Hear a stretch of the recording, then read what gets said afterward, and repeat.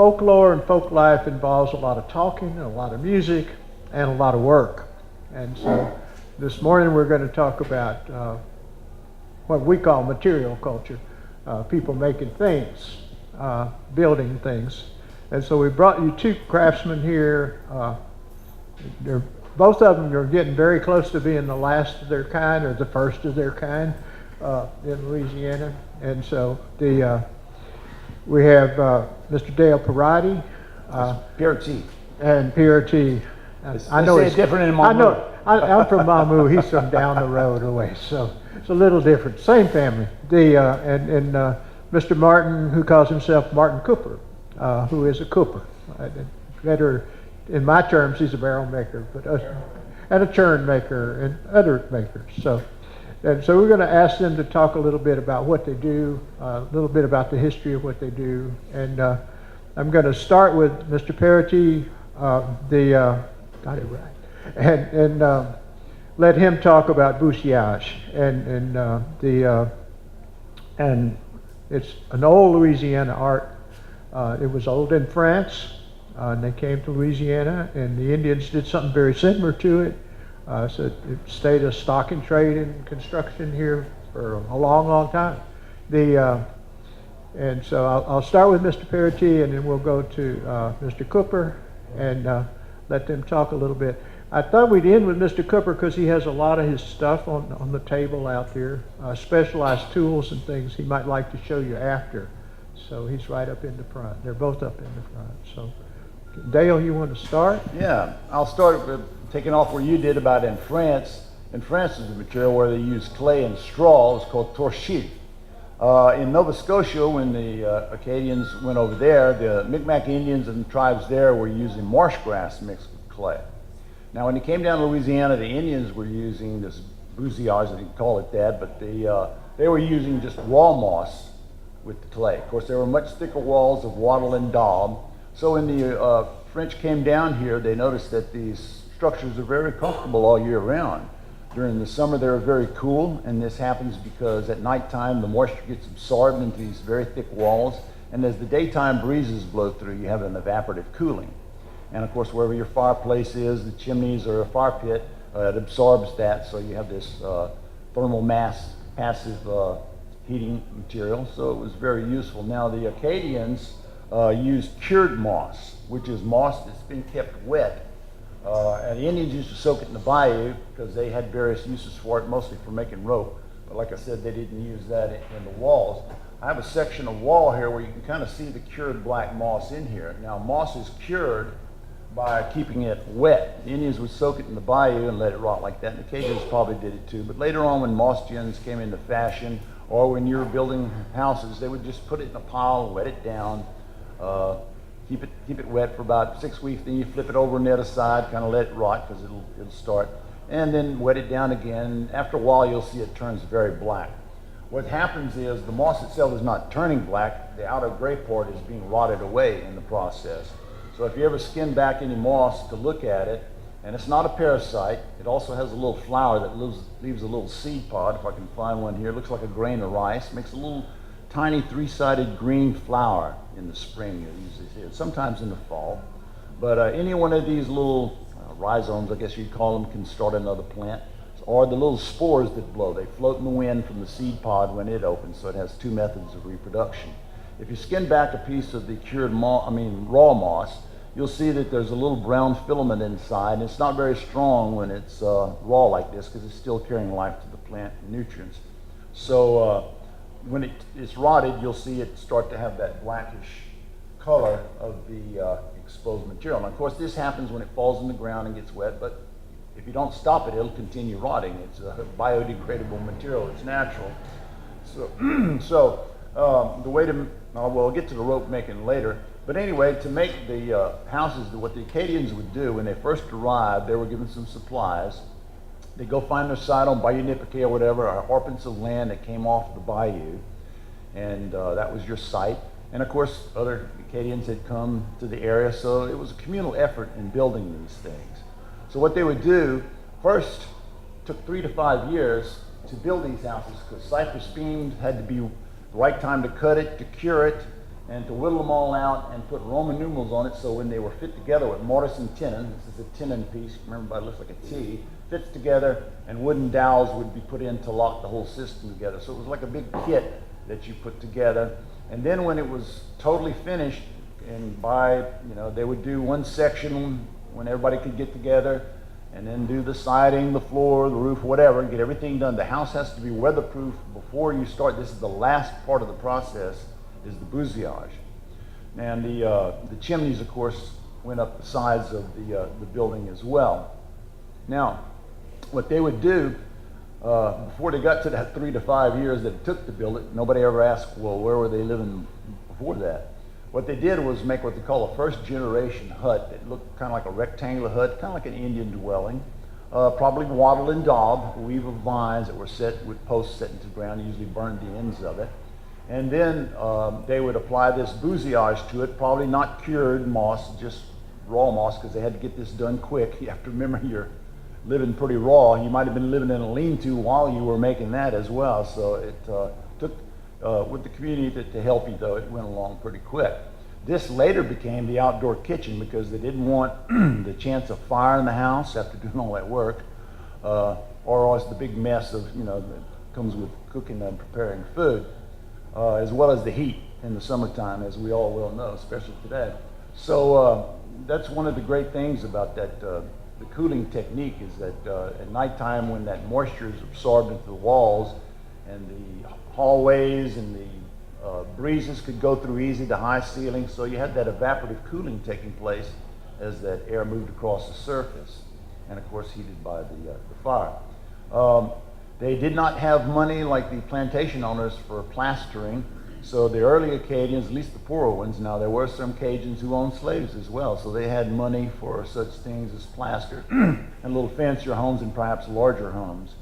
But the Cajuns just used a whitewash made of wood ash and water and painted that onto the surface. It gave it a little more reflective light for the candles that they were using later on with kerosene and stuff, and that's how it was done.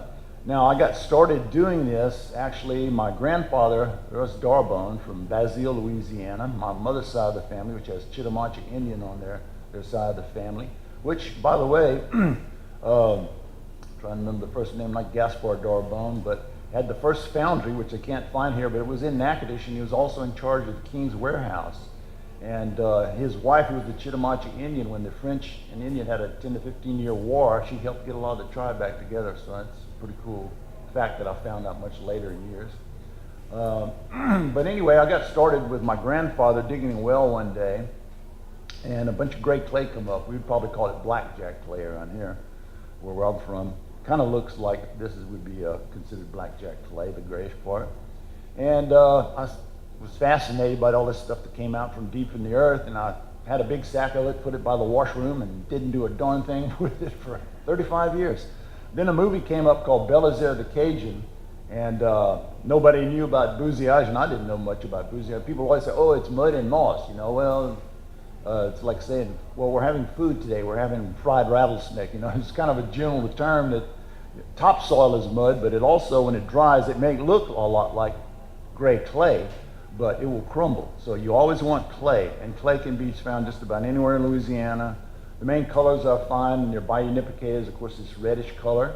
On the little coulee, rather, they call it the coulee rouge near Bousillage, is the reddish color. But on the bayou itself, this reddish clay is given more of a kind of a chocolatey color. So you can kind of see that color there. And then also the yellowish kind of clay out in the prairies, which is a little more sandy. It tends to dry and fracture a little more easily. It dries very hard, but it's a little not as plastic to work with as some of the other clays. But what they would do when they found the site for the house, they would clear away the topsoil and the grass. The taché, or the pit in which the men, the tacharons, roll up their pant legs and they get in there, and they start getting water from the bayou and busting up the clay, and they stomp it around with their feet. Then they'll take the cured moss, and what I do in my preparation for the moss, so that it doesn't, it'll go further, is I take the moss and make sure we don't have big wads of it. I take it and sort of fluff it up, but this is raw moss. I do it with the cured moss, and I kind of fluff it up, but I don't want to tear it because the moss's strength relies on its length. Now this is prepared for rope. But you get the idea that if these are all together, if you had little short pieces, they would tend to fall apart because the barreaux that fit into the structure, this is also the next step before you do it. Most houses I worked on are 1840s or 1790s. I have done in Pascagoula, Mississippi, a house where you had this zigzag pattern. It's the oldest standing structure in the South that I got to do out of the 14 structures. I'm really proud of that, including 3 contemporary ones. The barreaux, as they're called, fit into these chiseled indentations, and then on the other side of the wall, they dig in on the side. And I have a little diagram here showing how that's done. And the reason they have it at an angle, you may be able to see on the picture here, is when it fits in on the other side of the wall, you leave it at an angle because what's going to happen, if you had put it horizontal, you're thinking, oh, everything's 90 degrees, the way we build stuff. But as you're applying the torchons, which are these lobes of material, did I bring one? The torchon is basically, it looks like a flattened French bread, about so long, so wide, so thick. And what you do is while they're still soft, they're basically saddled over the barreaux. So as you're saddling them and packing them on, plus once it dries, it's going to shrink about that much from the bottom as well, so it's totally supported by the barreaux, which are not cypress, they're white oak. They have to have much strength to hold up that. Now in the old structures, they're not as smooth as this when you go, and they used to fracture these kind of triangular looking parts off these big stumps and whittle them down to where they fit because the white oak's real strong, but there's all kind of splinters coming out. You got to watch, you'll get some 200-year-old splinters in your hand if you aren't careful. So it's kind of delicate work, especially when your hands are all wet from doing all this all the time. So the pointed end goes a little higher on one side because if it were horizontally and you're packing it on and the total weight, once it dries, starts to lift up from the bottom, the whole thing could fall and smash, kill the occupants as well as ruin your walls. So that's the reason behind that. I also have seen some where there are round augered holes into it, and like the one in Pascagoula, they were just pointed on both ends and wedged in. Maybe they had to hurry up and do this. I mean, I don't know the reasons why they did that, but that was the technique they used at the time. Yeah, the tache pit is where they would just kind of mix it all in. But of course, it was the man's job. The women, of course, would prepare the food, which is important because it's nothing but hard work. It's like trying to get your car unstuck out of mud all day. I mean, it's a lot of lifting. You got to climb ladders with it. So you usually have a little pallet that has maybe 5 or 6 loads on it to do it. We did the Oakland plantation here, and I do have an apprentice named Keith DeLone that I taught to do this technique, and he in turn taught somebody else. And I was doing one house, but me and the worker, I didn't know how to estimate. I'm an artist. I also use art. I'm also do that with it too, so I'm unique in that fashion. And I don't know how to estimate things, so he did that and came up with a price. But the guy wanted me to come up with a price, and I go, it's not like plumbing. I don't know how to do this. If you're willing to take a chance, you can watch me work, and it ain't nothing but hard work. I ain't gonna be loafing on this job. But he didn't want to do that, so luckily, in a way, Keith got to do and finish the house, so he got to have more experience doing it once I kind of got it underway. So the contemporary houses that I worked on are very interesting. I did one for Louis Michaud, the Lost Bayou Ramblers. It was a house maybe built in the 60s. And we took one whole edge off where the porch was, and we used cypress saplings. And so even the women got in the pit too. I had a video we were going to show. We're going to have ways to do that today. But that was fun having everybody participate. Louis Michaud's in the pit with his fiddle with moss hanging off his fiddle bow, and everybody's having fun while they work, which is the Cajun way of doing things. You can do that. And we would put these old glass insulators. You may have seen them on old telephone poles. So I like putting art and mixing it in with architecture. So I call it architecture. So I'm hoping that this will catch on and people could see that it's a concept just beyond the historical restorations I do, that we can bring it into the future and use cooling towers. I did the architect Eddie Caziu's house on Bayou Teche, and he had a cupola cooling tower in there. So you can work in different methods of incorporating this into modern structures, which is what I'm looking forward to. Now, know if you have any questions later, but I'm going to go into the moss part about the curing it, how it was used in many different ways. Now the Indians would take these long strands, and some of them get really, really long here. Who knows how long they've been hanging up in the trees like that, and they may catch a little twig or just twist in the wind. So sometimes you'll find these nice strands. And then you might find a part that's weak, so you might have to put it on there like that. Now what the Indians would do is take it, put it on their lap like this, and roll it forward. You just keep rolling it forward, but you don't let it go. You know, you roll it forward, and if you do that enough, pretty soon you'll see that it gets quite strong. Some of this rope called tarabi, which gets its name from this little tool that the Acadians use, called a tarabi, because the Indians like to travel light, they didn't use a tool. But anyway, the tarabi tool is done like this. So it's usually a piece of hardwood. This is actually an old piece, an authentic piece of oak that was used, and then I just made my own little stick here to put it on. And there's a little knob on the end. And so basically what you do is choke it up close, and you move your hand along, and you're making cordage. And you kind of wrap around the top and keep on going. When you get to the end, you overlap your splice, make sure you have a good splice there, and continue twisting. Now to make larger rope, because some of this rope, tarabi, is quite strong. 3 inches thick, could haul cypress trees out the forest. That's pretty strong. That's impressive to me. Now the plaited rope is more how the Acadians would do it, how the Indians would do it, but the Acadians had a larger version of this that 2 men would get together with 3 strands and twist it like that. I also have seen, when I used to work at Vermilionville in Lafayette, there was a machine we used that had these little kind of like screws with a handle that you would turn. This was obviously for much larger rope, because sometimes these Acadian homes, you can imagine the weight, these 4-inch thick walls with the cypress beams, were moved across the prairie with oxen rolled on logs. So that's amazing how they did all that with this stuff.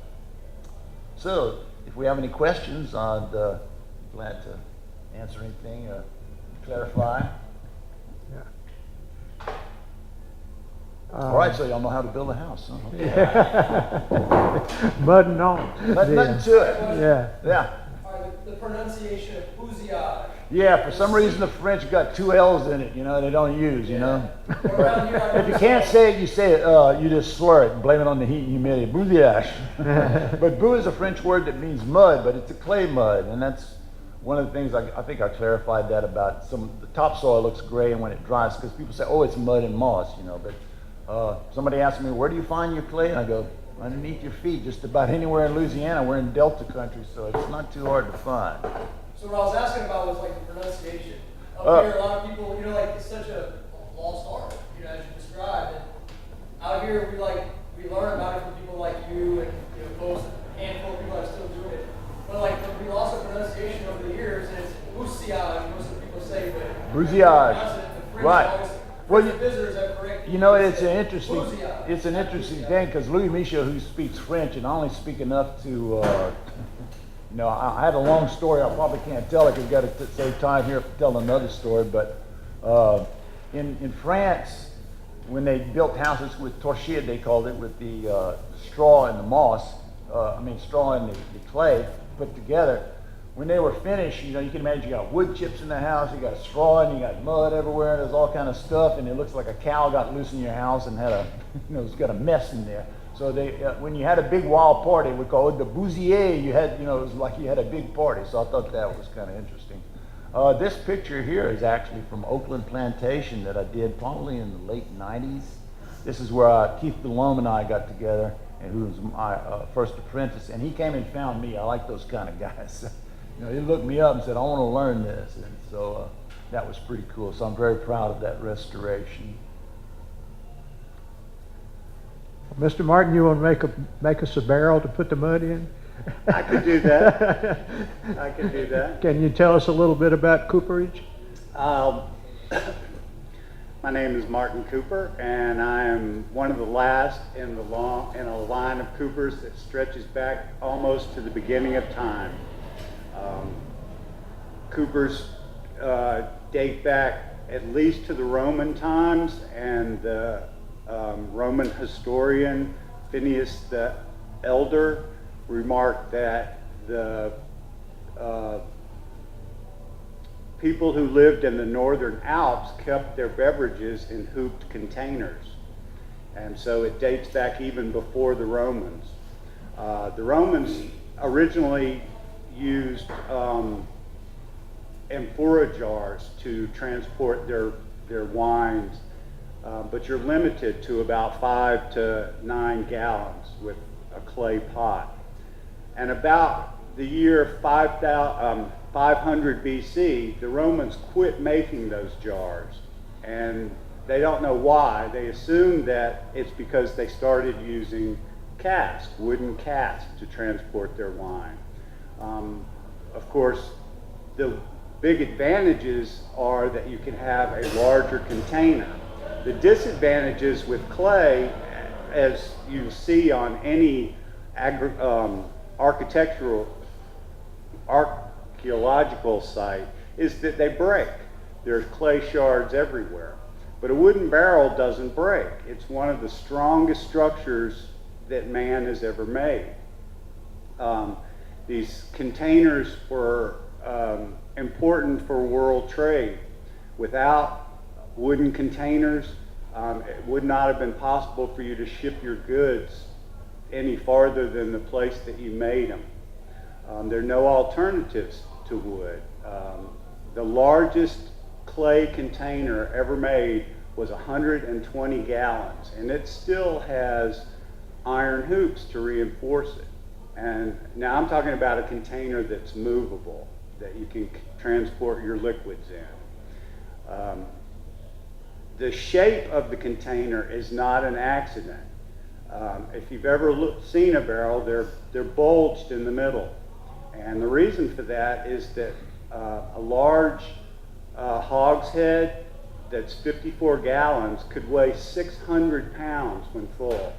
But one man can rock that barrel back and forth, flip it over onto its side, roll it around anywhere he wants. So it was for labor. There weren't cranes and hand trucks and the things that we use today to move things around. Everything was moved by labor. So a barrel was a great labor-saving invention. And it's probably one of mankind's greatest inventions because, as I said, without it, world trade would not have been possible. A barrel in itself is a size. It's not a particular container. Everybody calls a bulged container or a bulged cask a barrel. But a barrel is 36 gallons, no more, no less. Each container has its own name. A hogshead is 54 gallons. A firkin is 14 gallons, and so on. The largest barrels that we make are butts, what we call butts, and they're 110 gallons. Now, they make casks that are larger, but these are called turns, and a turn could be of any size. But the largest standard container is a butt. Now, there are three kinds of coopers. There are dry coopers that made slack stave containers, and these are what you would think of as a nail keg. They're not watertight. They're not intended to be watertight, but they're the shipping containers of their day. They're still bulged in the center so that you can flip them over on their side and roll them, but they're not intended to hold water, and they're not intended to make more than one journey. They were put together very quickly, filled with whatever they were filled with, and sent on their way. The next kind of cooper is a wet cooper, and they made the barrels and casks that you think of today that coopers make. Then the third kind of cooper is a white cooper, and that's what I am. And white coopers were the village coopers. We made all the things that you would use in your house and your kitchen. We made containers to store your food, pickling vats, butter churns, pails for your water, your milk. Any container that you had that was over about 5 gallons would have been made by a cooper. You just didn't want to risk putting something into a clay pot that might break. So that's coopering. As far as how I got into it, I saw Roy. Does anybody know Roy Underhill? He's like the wood guru. And I was watching him about 20 years ago, and he had a man on his show that made a Civil War canteen, a small oval canteen. And I thought, I could do that. I'm a carpenter. I couldn't do it. I tried and tried. I couldn't do it. So I finally, I researched it, and I found a book. One book 20 years ago with all the information that there was out there. And it was a good book. So I read it. I tried it again. I tried something simple. I tried a pail. I couldn't do it. I tried 5 times. I couldn't do it. Finally, I was using inferior quality materials. So finally I thought, I'm going to use the best stuff. And so I put it together, and it worked. And I've been making them ever since. All these containers are made exactly the same way. We cut staves. We fit the staves together by joint and make a circular container. Then we cut a groove in the bottom and put a head in it, or a bottom. It doesn't matter whether it's the top or the bottom. They're both called heads. But all the containers that we make, all the way from a small cup, all the way to the biggest turns, butts, barrels, they're all made exactly the same way. We just change the size and the shape of them a little bit for the different job that we want them to do. Now, sometimes we'll finish the wood by waxing it on the inside and coating it with linseed oil on the outside. But this isn't to make the container watertight. It's watertight already. The reason that we're finishing it is because we want the water to stay in the wood. When the wood dries out, the containers fall apart. You've all seen a barrel that was left and it got dry and it fell apart. That's because the wood shrinks, and if they're not kept wet. So you want the wood to stay moist as long as possible, so that's why we would finish them. Also, on things like butter churns and pitchers, you don't want the milk to get into the wood where it's going to spoil, so you use a coat of beeswax to keep that out. That's pretty much what I do, though. And, if you want to know anything about the technical part of it, I have a demonstration out there. I'd be happy to show you how they're made. Coopers don't measure anything. Everything is all done by eye.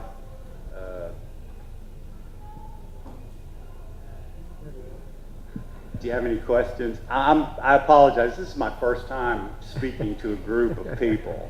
I'm used to dealing with people one-on-one. Yeah. So. Great, yeah. Yes, sir.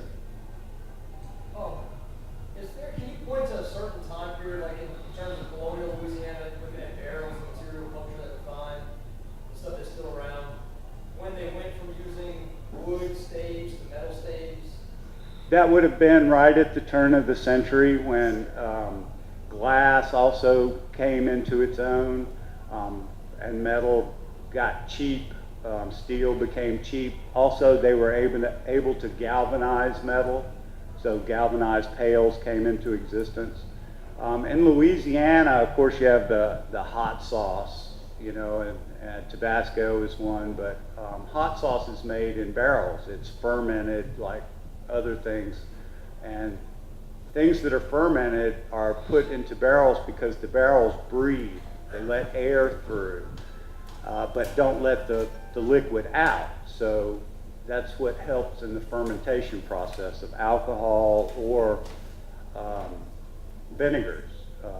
Food was preserved with vinegar and salt. So a lot of the containers that I make are for pickling or for salting meats. Also in Louisiana and in the South, the pine resin was a big commodity. People used to boil it down and make turpentine, which was used as a medicine, and also to make pine pitch, which they had a number of uses for in water sealing. But that was here in Louisiana as well. But that would have been before the turn of the century. The containers would have been made on site out of local materials, filled and then shipped.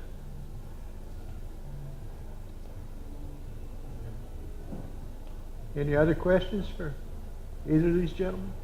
They're kind of rare. You're not going to find many people who do bousillage or do cooperage in Louisiana.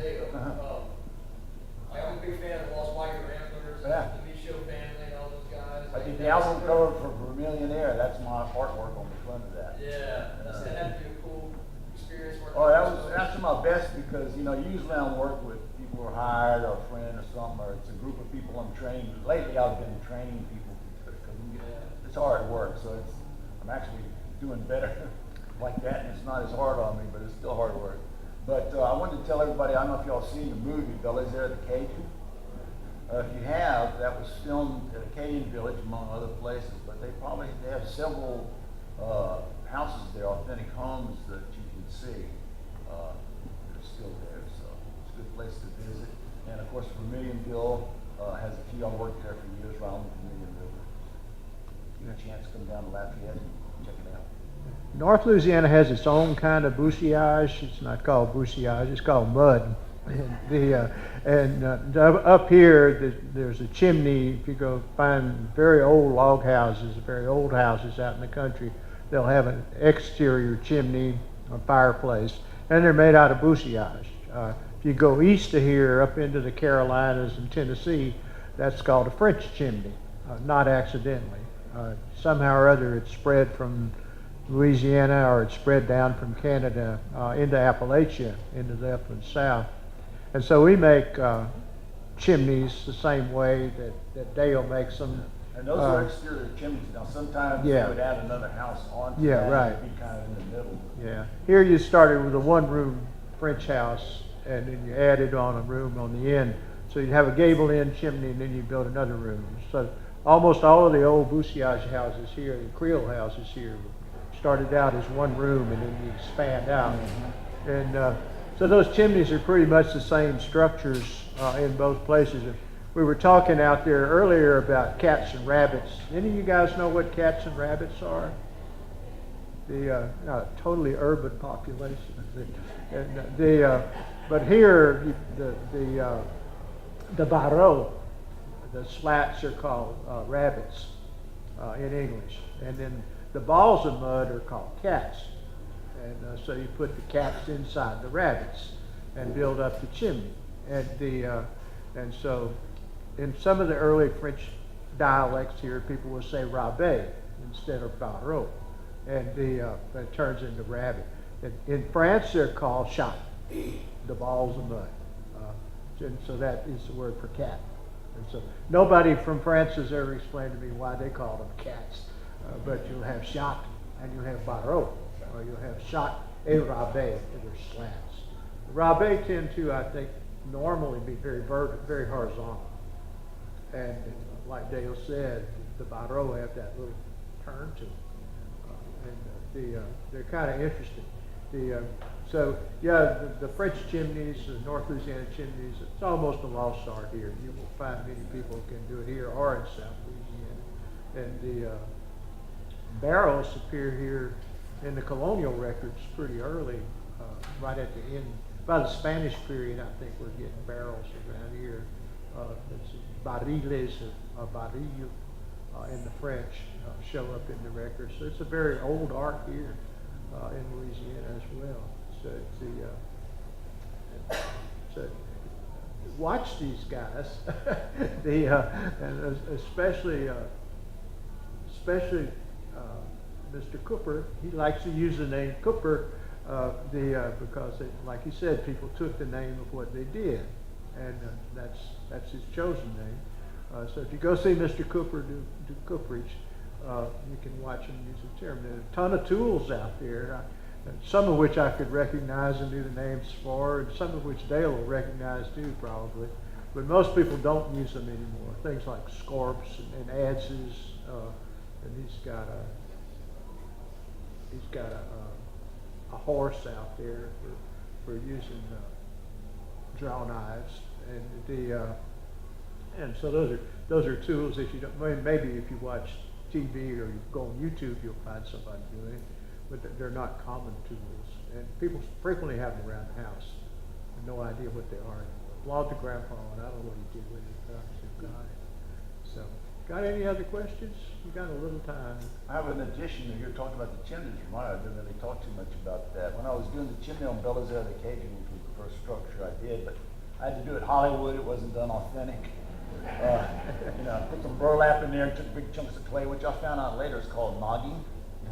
Just doing it instinctually, and I found out that's what was done. But the chimneys have little sticks and extensions that come out, and this was used to repair it because it's the only part that's really exposed to the weather. Now the porches were often left, they're covered over by the roof, but they're not covered over with cypress siding.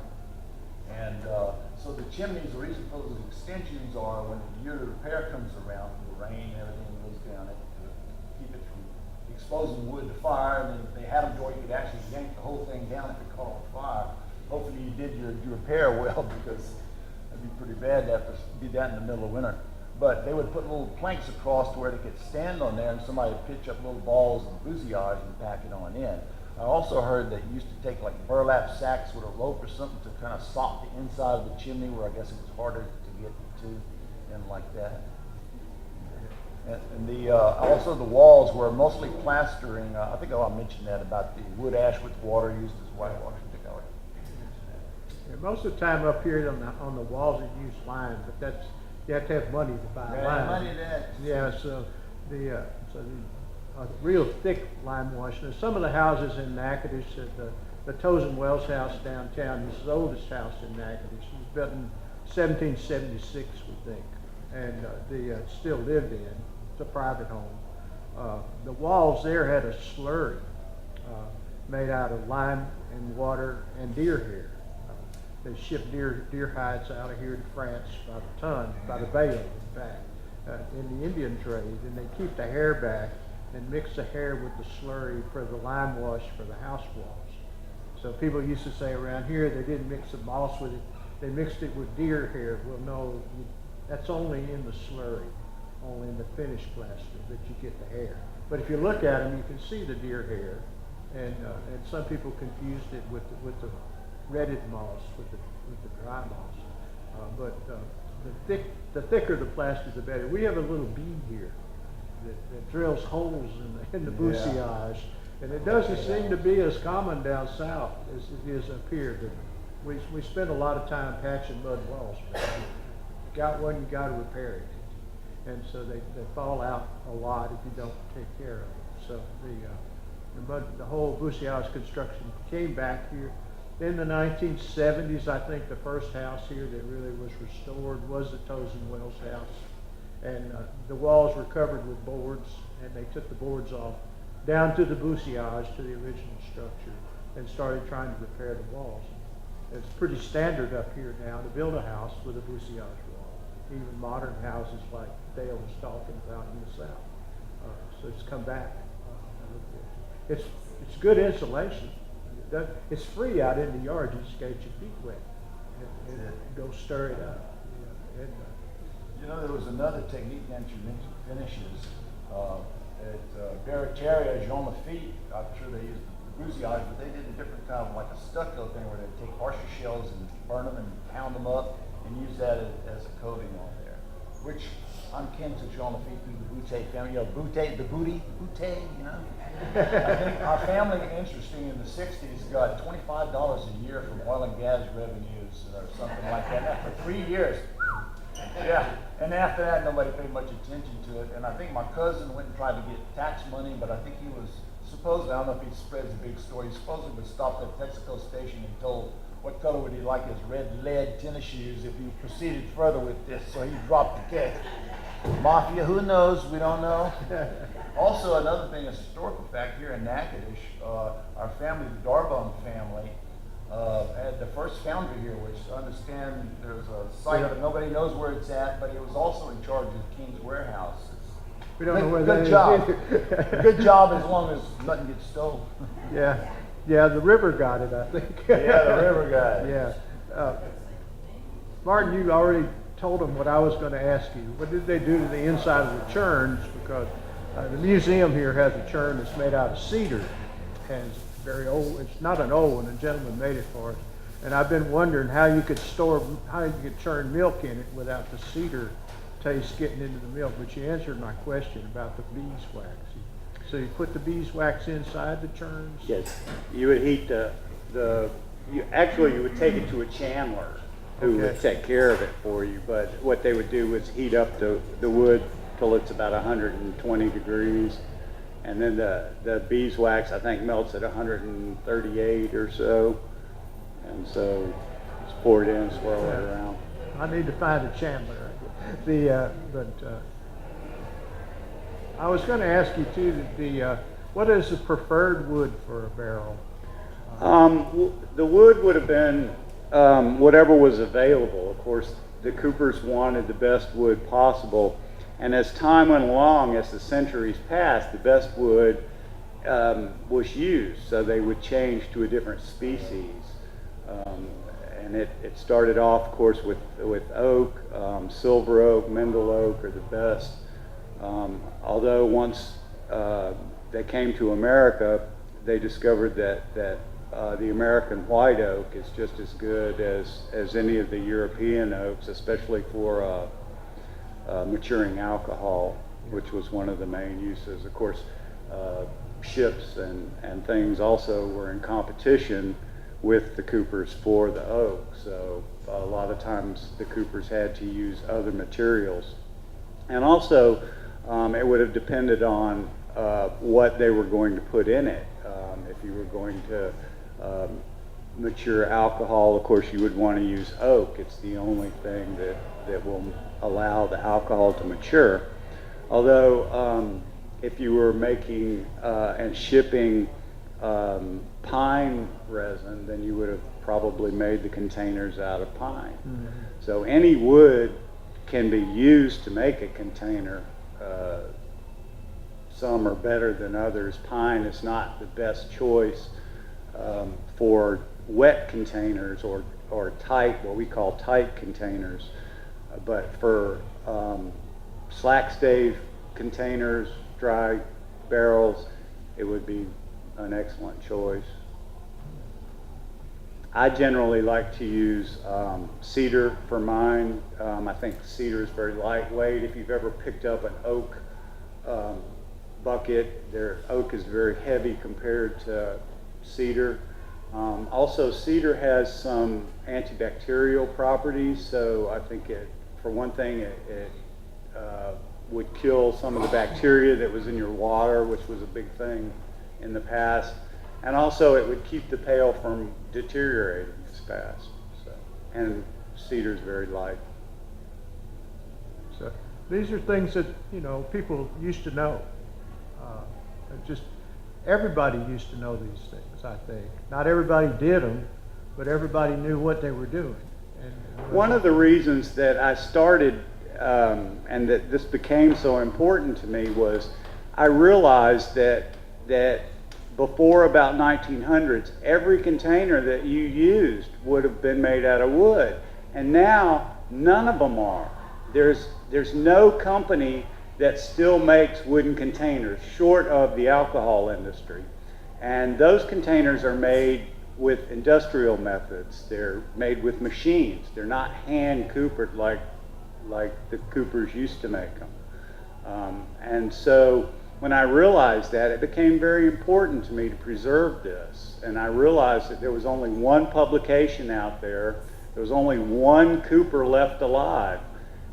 And that's not true, but that's what it seemed like to me. I tried to talk to the Coopers at Williamsburg for 2 years, and none of them would answer me. There just aren't any Coopers left anymore. I've tried for 20 years to find an apprentice. I'm still looking for an apprentice, somebody who seriously wants to learn this and pass it on. But it's a lost art, and people, they're interested, but it doesn't seem like anybody wants to continue it. I'm glad you have better luck than I do with apprentices. I've taught a couple of kids, that were in their teens, But for them, school gets in their way. I've taught a couple of older gentlemen, but they're in the same boat as me. I'm 60 years old, and when I'm gone, the knowledge that I have will be gone. And, you know, we've got to preserve this. I'm very passionate about that point. The outfit you have on, that was representative of the time of Coopers? Coopers ranged from before Christ all the way up till the 1900s. I got used to wearing these clothes when I do my work because of where I learned to do it. So I feel comfortable when I work in my shop and I'm in a modern setting. I have a certain set of clothes I wear. I wear jeans and a t-shirt. That's just what I wear. So when I do this work, I wear these clothes to help me get into the feel of it and help me understand. That was the type of clothes they wore? No, it was a personal preference. Oh, okay. I wear this type of shirt. It's a linen because the sleeves, I can bring them up or down if I'm cold or not. In the past, waistcoats like this were considered proper. You know, you wouldn't go out in public without a waistcoat on. If you went out in just your shirt, it would be considered your underwear. So, and then I generally wear an apron as well. You know, and then on that note, to wrap it up real quickly, Yeah, the yeah. first Indian guy that ever did it was when the French came. There was an Indian guy that got naked into the mud pit and mixed it up. So that was the uniform then. You're gonna wash it off in the bayou or something. I don't do that.